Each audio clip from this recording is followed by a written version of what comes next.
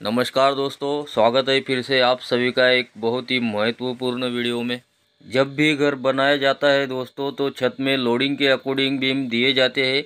हमारे छत में किस जगह पर क्या लोड आने वाला है वो हिसाब से बीम छत में दिए जाते हैं।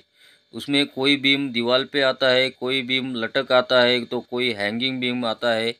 तो उस समय हमें अपने कॉलम से कॉलम की दूरी कितनी है वो भी देखना है, और हमारे बीम की लेंथ कितनी है, मतलब बीम की लंबाई कितनी है वो भी देखना है। आप जो इस वीडियो में देख रहे हैं दोस्तों, इस छत की लंबाई 30 फीट है और चौड़ाई 12 फीट है। इसके साथ साथ सरिया में क्रैंक मोड़ते हुए आपको एक मिस्त्री भी दिखाई दे रहा है। सीढ़ी के बाजू में एक लटकता हुआ बीम हमें देना है दोस्तों, क्योंकि उसके नीचे कुछ सपोर्ट नहीं है, इसलिए हम उस बीम में क्रैंक भी देने वाले हैं। और इस छत के बीम जो है हमने सभी 9 इंच बाय 12 इंच के ही रखे हैं। बीम में सरिया की अगर बात करें तो चारों सरिया 12 mm की दिए है और 6-6 इंच पे रिंग हमने बांधा है, क्योंकि कॉलम से कॉलम ज़्यादा डिस्टेंस नहीं है, कॉलम से कॉलम ज़्यादा दूरी नहीं है। 12 फीट का प्लॉट चौड़ा है तो कॉलम से कॉलम दूरी है 12 फीट, और 30 फीट की लंबाई में भी कॉलम से कॉलम की दूरी है 10 फीट। मतलब इस साइट पर जो है सभी नॉर्मल तरीके से काम हो रहा है, क्योंकि मकान मालिक इस मकान को 3 मंजिला तक ही लेके जाने वाले हैं। और हमें अपने छत के बीम देते समय यही ध्यान देना है दोस्तों, हमारे छत पर ऊपर क्या लोड आने वाला है, दीवार बनाने वाले हैं या ऊपर छत और ढलाई करने वाले हैं, तो वो हिसाब से ही बीम हमें छत में देना है। और बीम की लंबाई के अनुसार बीम की चौड़ाई और गहराई देना है।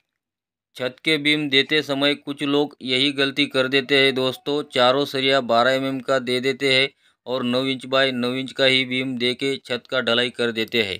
वो बिल्कुल गलत तरीका है। अभी आप देख रहे हैं आपके सामने है, हम इस बीम में क्रैंक इसलिए दे रहे हैं दोस्तों, क्योंकि इस बीम के ऊपर सीढ़ी का जो कैबिन बनेगा उसका लोड आने वाला है, और ये बीम को नीचे से दीवार का भी सपोर्ट नहीं है, इसलिए दोस्तों हम इस बीम में क्रैंक दे रहे हैं। कुछ लोग यहाँ पर भी बहुत बड़ी गलती कर देते हैं दोस्तों, एक सीधा सीधा एक्स्ट्रा सरिया दे देते हैं, ऊपर बांध देते हैं या तो नीचे बांध देते हैं, लेकिन वो बिल्कुल गलत तरीका है, क्योंकि सभी को ये बात मालूम नहीं है दोस्तों, बीम के ऊपर जब भी लोड आता है तो बीम का बेंडिंग मोमेंट कहाँ पर है।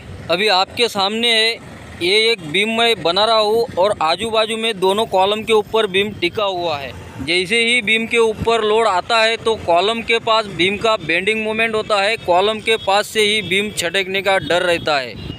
और वैसे में उस समय ज़्यादा लोड ऊपर के सरिया में आता है दोस्तों, सरिया में तनाव आने के बाद सरिया भी टूट सकता है, इसलिए बेंड का जो सरिया होता है, क्रैंक का सरिया ऊपर की ओर से मोड़ा जाता है बीम के दोनों साइड में, और नीचे का सरिया जो होता है वो सिकुड़ता है, ऊपर के सरिया में तनाव आता है।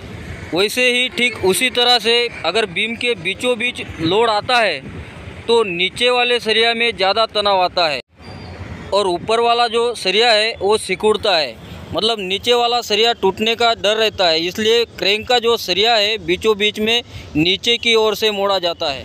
2 से 3 मंजिल घर के छत में बीम देने का और बीम में क्रैंक बार देने का ये हमारा तरीका आपको कैसा लगा कमेंट करके हमें ज़रूर बताना दोस्तों।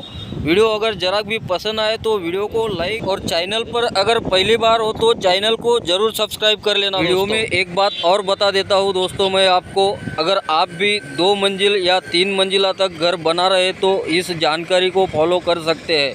अगर आपका घर इससे ऊपर जाने वाला है, 4 मंजिल या 5 मंजिल का बना रहे हो, और आपके कॉलम की साइज और बीम की साइज बढ़ रही है, तो आप किसी इंजीनियर या आर्किटेक्चर का सलाह ज़रूर लें।